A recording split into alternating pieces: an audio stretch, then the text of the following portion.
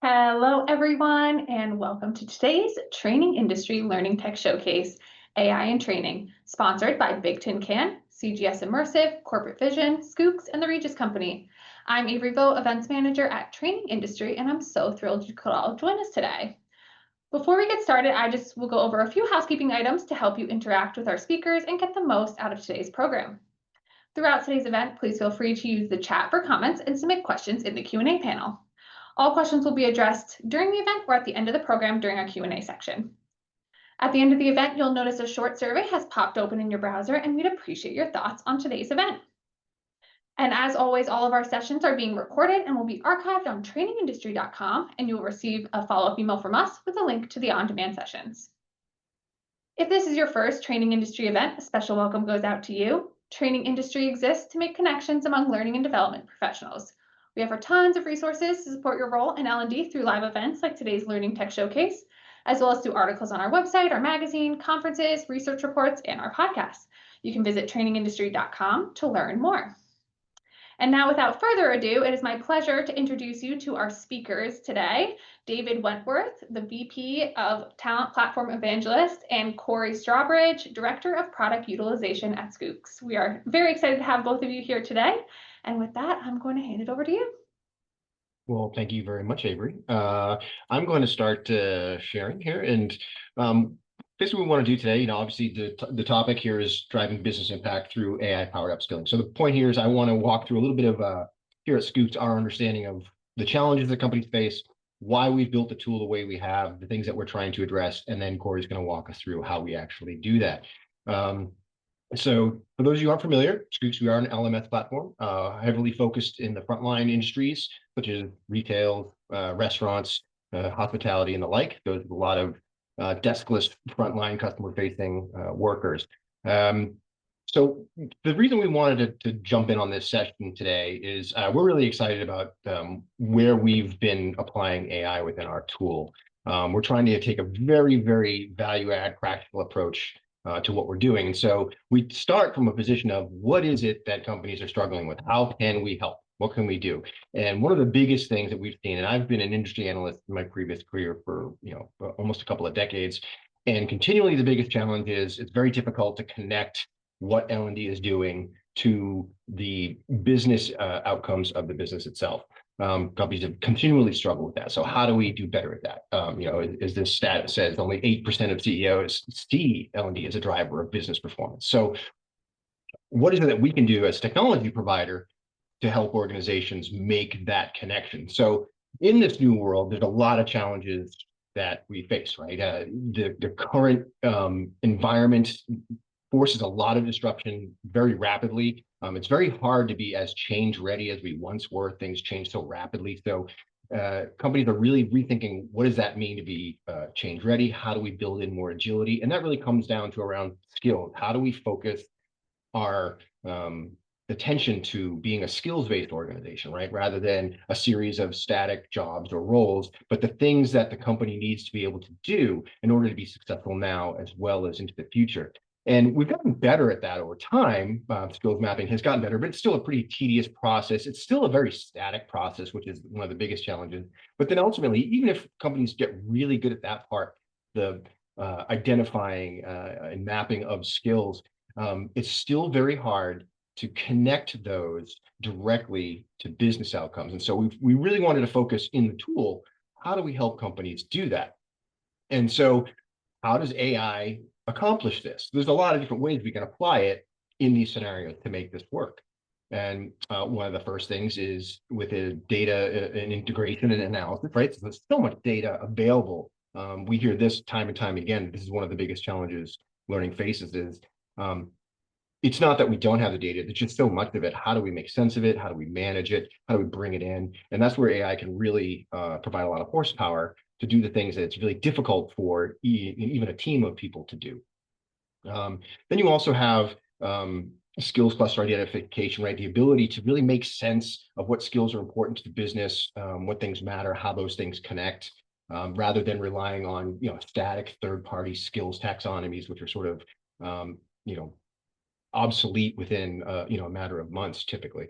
And then ultimately, how do we get more outcome focused on our learning? How do we actually, all the things that we're trying to do when we try to map these skills to the jobs, how do we make sure that all those things are pointed at the outcomes that really matter for the business? So in that environment, I just wanted to take the way we look at things and break it down and very simply before Cory goes ahead and shows you how it works. But if we really wanted to just get very basic with it, there's 4 elements involved in all of this. There's the skills themselves, there's the jobs or the roles or whoever the company identifies those things. Then there's the content, right? The learning itself that we apply to those, and then the impact that it has on the business. And so AI can do a really good job in each of these areas, and as well as in a combination of these areas, to get us to a point where we are creating outcome focused learning. So first, individually in each of these areas, like for skills, AI is really great at helping standardize skills, because some things are all over the map, even within an organization, what skills are and how they apply. So AI can do a really good job of saying, hey, look, I've looked at all these things and these things are pretty similar. These things are actually the same. Let's group these things together. We can group them together whether they are complementary, whether they are supportive, right? You can define how these skills work together, and AI can help pull all those things and group them for you. When you look at things like jobs, again, standardizing jobs, that's another thing where companies like to get very creative with how they describe the jobs. They have the titles that they give people, which is great. And I'm not saying you have to change those, but for a system to work properly, it has to be able to make sense of all that stuff. And that's where AI does a really good job of normalizing, using language processing to realize, okay, regardless of what you call these jobs, all fall into these categories. And then be able to update those descriptions as times change. So we see that roles change all the time. It's very difficult to stay on top of that. This is where AI comes in and helps. From a content perspective, obviously one of the biggest leaps forward is the ability to automatically generate learning content. So AI can do a really great job there. We're using it to help build micro learning content at the moment, where you could say, I'm trying to do this, and we can generate that content automatically before you go ahead and roll it out. You can also use AI to review existing content for relevance, like, hey, this might be outmoded. We're not focused on this anymore. We might need to update this. So you can apply it in that way. And then when it comes to the impact part, AI does a really good job of pulling in all the different business metrics, right, which might come from different parts of the business. Again, very hard for one person or even a team to stay on top of. But if you have a tool that can ingest those into a standard system using AI, and then group related metrics like these 4 specific things add up to this one bigger thing, which is always a key thing when we talk about how is what we're doing in L&D impacting the business. It's really great to be able to take small steps, group them together into bigger steps, and pretty soon you're drawing a straight line from a piece of content to a metric like revenue generation, right? So the ability to group those things and associate them is really key.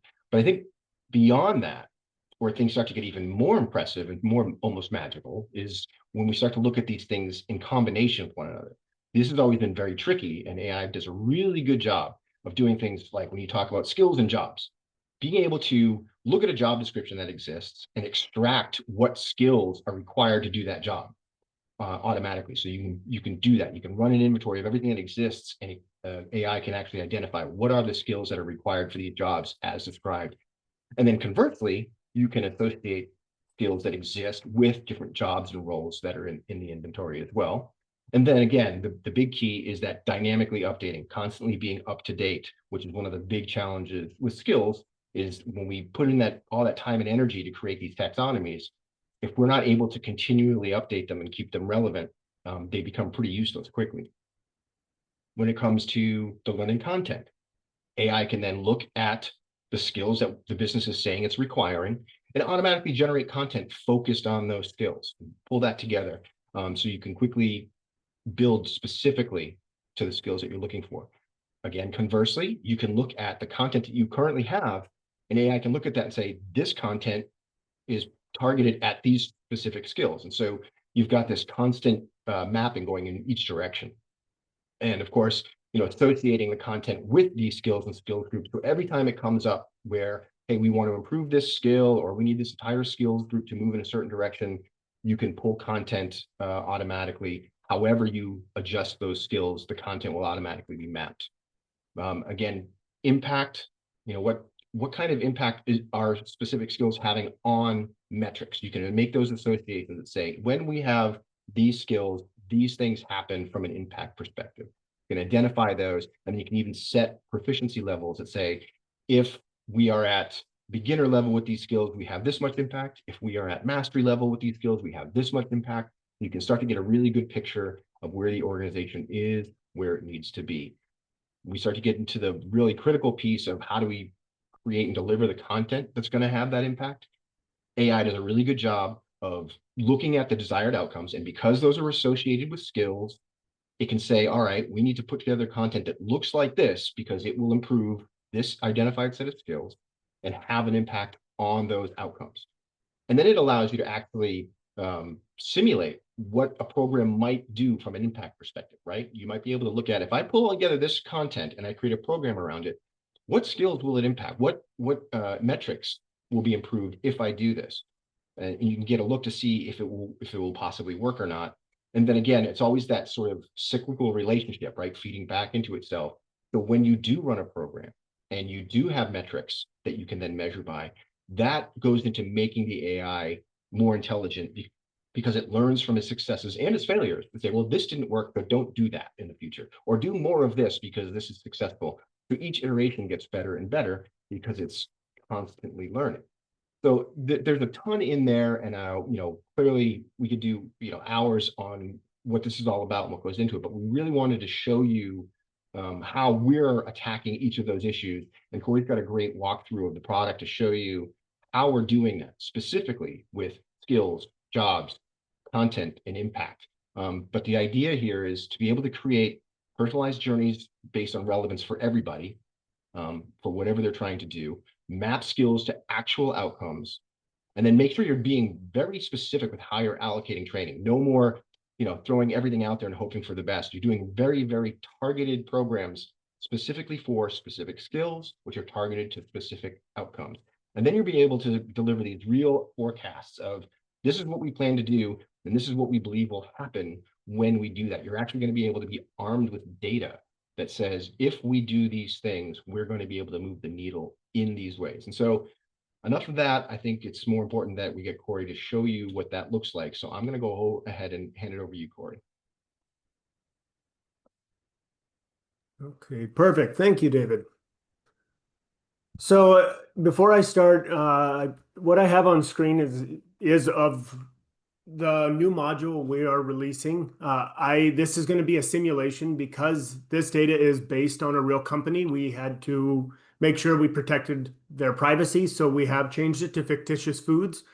What we're going to do is walk through just how this all comes together and how this all flows within the platform. Talk about also when we start building out those training plans that David was talking about, how do we build training that is targeted towards what we need? So right now, what we're going to look at is, first we have to say, what we have a job, a supervisor in a restaurant, fictitious foods.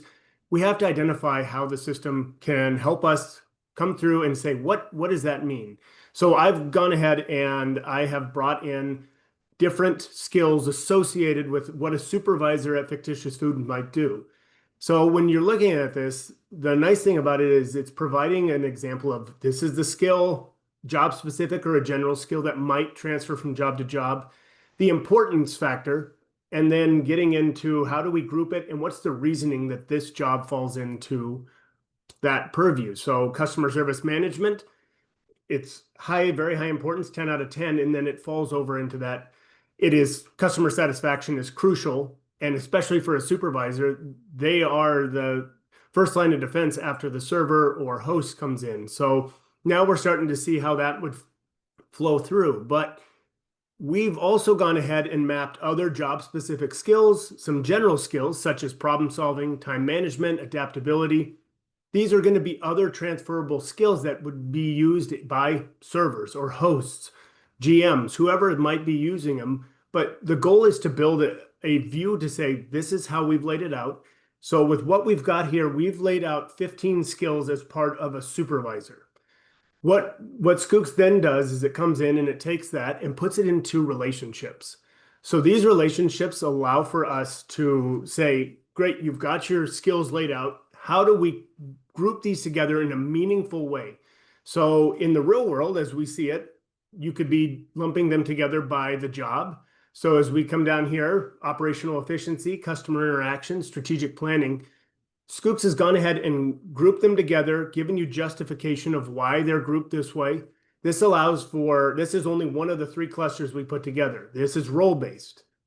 Another way that we group them together is tasks. How do we attack how a job moves through? So with this, we say customer service management, team coordination, quality control, so forth.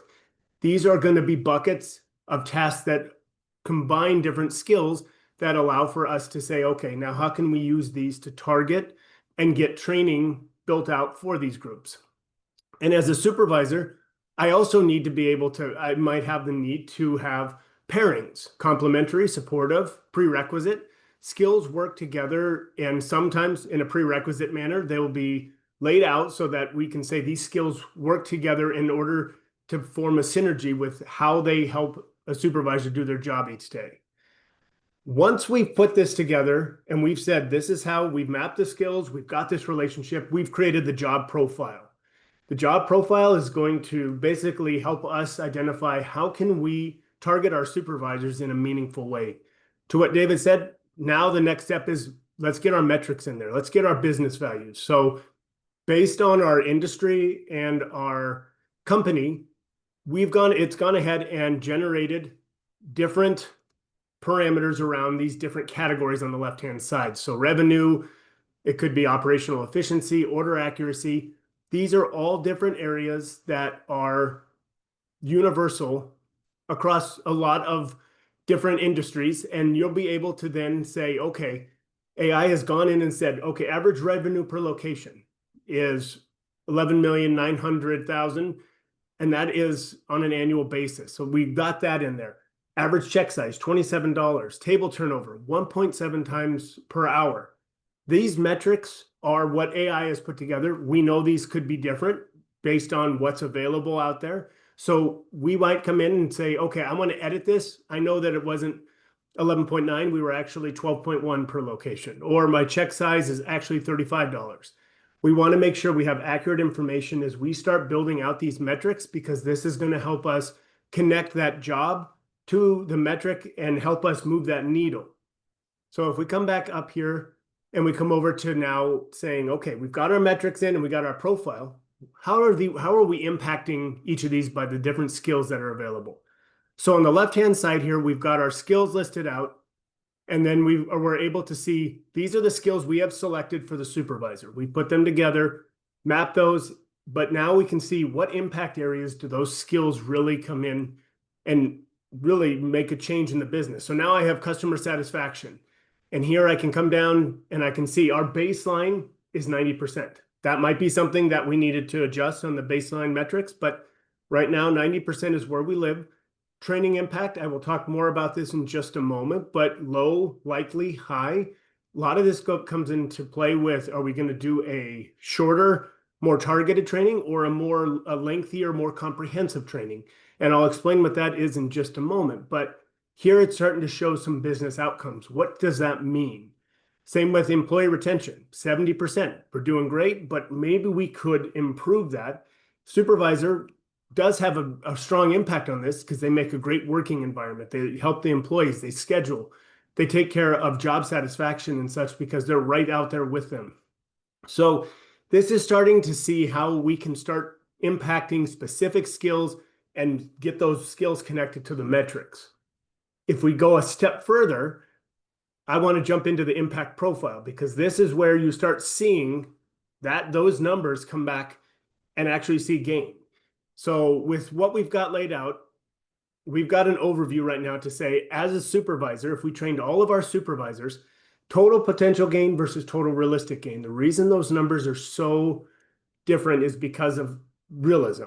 We're not going to have the same outcome with different with every supervisor. Every supervisor is not going to be able to apply everything in the same way. So there's going to be some diminished returns on some of these items, and I'll show that here in a moment. But what we do is we start seeing down below here, I'm going to come on down, we've got revenue and growth, and we've got balanced and comprehensive. And I mentioned before that low, likely, and high area. what we've got is the ability to say, as a balanced training plan, if we built out a balanced training plan, which is about 20 to 25 micro courses that David was mentioning, versus a comprehensive, which is about 40 to 50 micro courses, you're going to have a big variance as far as how much time do we need to allow them to go through this. Micro courses, which I'm going to actually show in just a moment, just the structure of how we do that. But we're going to need to be able to have these micro courses targeting specific areas and specific components. And what I want to do is I want to step back for a moment and let's come over to this revenue and sales growth. Now, you'll see that balanced versus comprehensive. This is the 20 to 25 versus the comprehensive, that 40 to 50 courses, because we can target more with that comprehensive, but it does take a lot longer. So that balance might make more sense. Realistic gains. Where do we bring this in? That is where we start seeing this. So that's $55,000 drop we're seeing is because adoption rate is, are they going to complete the training? Are they going to get through it?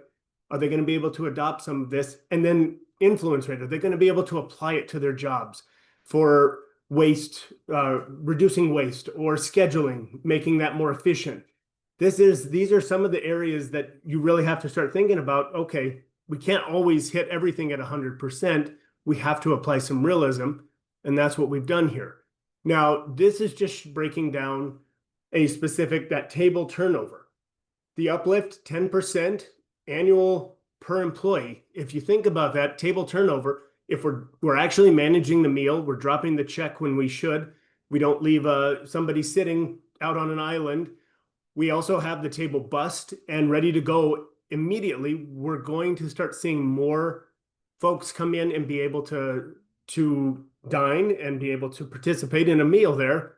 That 10% lift really does start adding up. So that is where we start seeing this. And I just want to break down one, just with the limited time, I won't go too deep in here because I really want to make sure I focus on the impact learning plan. So we take our impact areas, we've got our job profile, we've got all of our metrics in here. So let's now think about how do we apply training to these areas? And that's where we come over to the impact mindset. With the impact learning plans and how we've got that set up, these different training plans can be focused on different areas. And if you notice, we have a couple of different focuses. There are, I think it's about 4 or 5 now. We've added a few options to this. Balance means I'm trying to take a supervisor as they are and work on all of their skills across the board. Lower proficiency, this is where you bring in something along the lines of a micro assessment. So I have you come in, I'm going to send all my supervisors a micro assessment. Where are we deficient? Well, you might be deficient in scheduling or food waste or being able to oversee your team members effectively. This is areas that we'd want to be able to test them, and we could apply a lower proficiency that we could really focus on that area.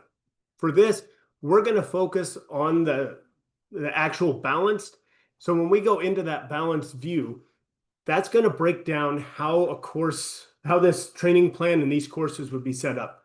So for the micro course mindset, it's a card-based system, up to 100 cards per micro course, with questions and information that can get in and allow folks to take training that is targeted towards what they need. So here we've got our plan set up, how we're allocating it: operational efficiency, leadership, team dynamics, customer experience, and we've broken it out. And these are these effective areas, as David was talking about, being able to lump them together and be able to attack those.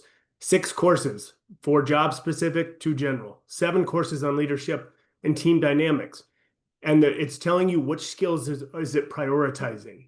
So now we're getting in and seeing how it builds out. And then we can see some conceptual pairings. There might be some areas that really feed off of each other. Customer service management, conflict resolution. Those two go hand in hand. So you'd be able to make sure you're targeting that effectively. When you get back to actually how this is structured, we're going to be able to see a course breakdown. So now everything is in here is pending. I have not created it because I may want to look through and see which ones make sense. But what AI has gone ahead and done is taken our specifics of courses that would be targeted towards supervisors, their skill sets, and then our business metrics and where we want to impact. And so we're trying to hit all of those areas respectively. Now I'm going in and saying, okay, I got mastery of shift scheduling. There's a description. Why does it help? Skills that it's targeting. So we have that ability to be able to lay that out and see that. And if you come down, you're able to see all of the coursework that it has said, these are some areas we see that can help you build different areas, continuous improvement, ensuring quality control. Some of these might be targeted towards areas you're having struggles in, but what it's doing is it's trying to figure the best way to attack all of these problems. And it's not just going out and picking courses and hoping that they help, but it's actually targeting them towards your business cases and then fictitious food supervisors as the skills we've set up. To David's point with being able to update it, if I update and add another skill or maybe change out some of what their focus is going forward, I can go back and regenerate this and retarget what I would like to create, what I'd like to build out. The last piece I wanted to make sure I touched on is the phases. So great, you've got 25 courses that are ready to be built out, but you don't just want to drop that on a supervisor because they've got their job to do. So making sure that we phase this out, phase 1, 2, 3, 4, and onwards, we're trying to make it so that they can come in, work on pieces at a time. It's not like they're going to finish these 20 courses, 25 courses by tomorrow. They're going to build these out and build out their skill sets and strengths over time here. So we've got a number of different courses and a number of different focuses. So as they continue to grow and develop, we could also send out another micro assessment, see how they're doing, see if their skills, see if they're learning, understanding, and then adjust our training accordingly as needed. So might be a balanced approach initially as we go through and we continue to complete these courses, complete our trainings. We have that ability now to say, all right, where did we grow? Where do we need to work? Now we can do a more targeted flow or a targeted skill gap and make sure that we're targeting those low performing areas. That is where I'm going to stop here. David, I'm not sure if there's any questions you wanted to field here, but I'll turn it back to you. Yeah, I mean, we had a couple, and our colleague Sandra was nice enough to answer these questions in the chat, but in case people didn't see that, Brian was asking if this was a separate module from the overall product, and the response there is that yeah, this is a separate module, but it takes all the data from the Schoox LMS and then uses that plus whatever data you've got from your organization to do all this mapping, and then feeds that back into the LMS, to deliver what's necessary. So yeah, it is a separate module. And then Mark had a question about, how would you build this out for a non-production group environment? And I'm going to interpret that. And Mark, if you want to follow up with that, feel free. But I think that it's basically the same. All that matters is what are the outcomes, right? It isn't like, oh, these metrics don't match my organization. Obviously, you would want to have the specific metrics for your team members. So if that team isn't production driven, so there aren't those sort of production outcomes, what are the outcomes? What are the metrics that the business is looking for? And you would use those to extract the information so you could build it out, either way.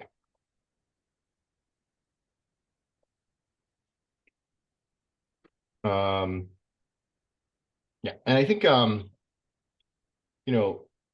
overall, one of the questions I think comes up when we talk about this stuff is at each stage of this, and whenever we say, you leverage AI and it does X, right, Cory, you would say that, but there's always going to be, at this stage, there's a human intervention that's allowed, right? As much as you want.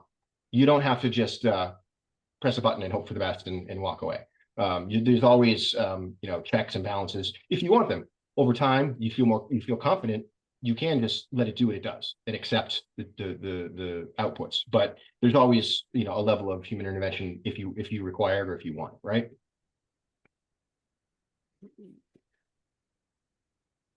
Okay. Any other questions from the group? Those are the ones that came through. And Mark, yeah, you're welcome. Glad we were able to answer that question for you too. And I think Sandra provided some more information in the chat too, Mark, if you want to look at her response as well. But yeah, I mean, it's a lot to try to fit in, and just 30 minutes is a ton there. We couldn't even get into sort of the content piece, which is like a whole other, AI enabled portion of the tool. So we'd be happy to show you that at some point in the future. Awesome. Well, thank you both for your time today. This session was really, really wonderful. And we will be taking about a 15-minute break. And up next, we have Maggie Lowenberg and Sarah Brown from the Regis Company for their session, AI-powered L&D tools that reduce development and design time by 90%. So in just a moment, we'll end this session, and you can join our next session by returning to the event lobby and going to the session tab. Thank you again, Cory and David, for your time today. It's been really, really awesome, and we'll see you all soon.